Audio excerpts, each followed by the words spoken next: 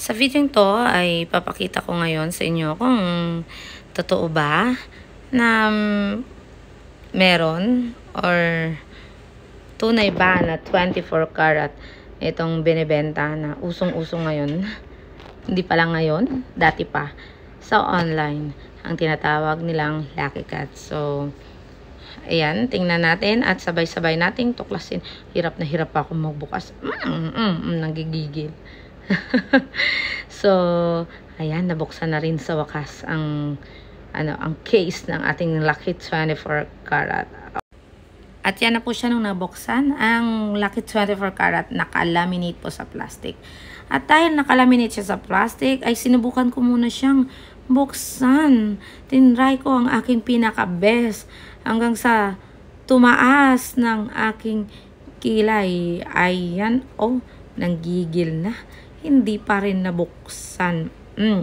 Pero tinry pa rin.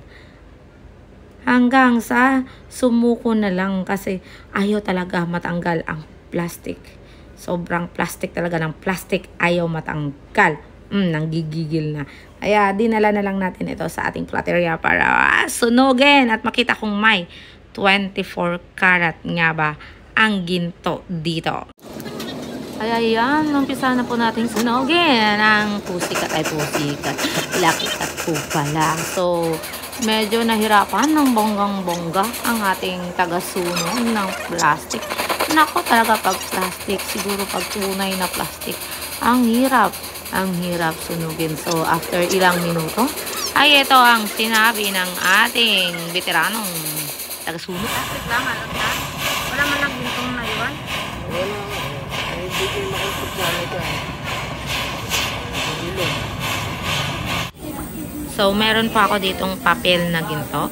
Ito po ay 24 karat. So, para hindi po tayo bias, ay kumuha po ako ng sample ng 24 karat na gahibla kapapel kanipis. Para po i-prove natin na sakali kung yung Lucky Pussycat ay Pussycat. Lucky Cat po na yon ay 24 karat sakali. Ay kahit gaano ka nipis yan kapapel, ay kapag tinunaw po yan, ay may mabubuo pong bilog. Napakaliit na bilog sakali na ginto. At pag natapos po siyang nabuo, ay titimbang rin po yan sakali. So, ayan, makikita nyo naman po ang ginto na pagkatapos nating nabuo ay meron pa tayong ebidensya ng kanyang timbang. So, yun na nga mga ka-Goldie, napatunayan natin na si Lucky 24 karat ay wala pala talagang content na 24 karat. So, maybe, in my observation, ano lang siguro siya, ay 24 karat plated lang po siya. That's all for this video and see you again sa ating next vlog. Bye-bye!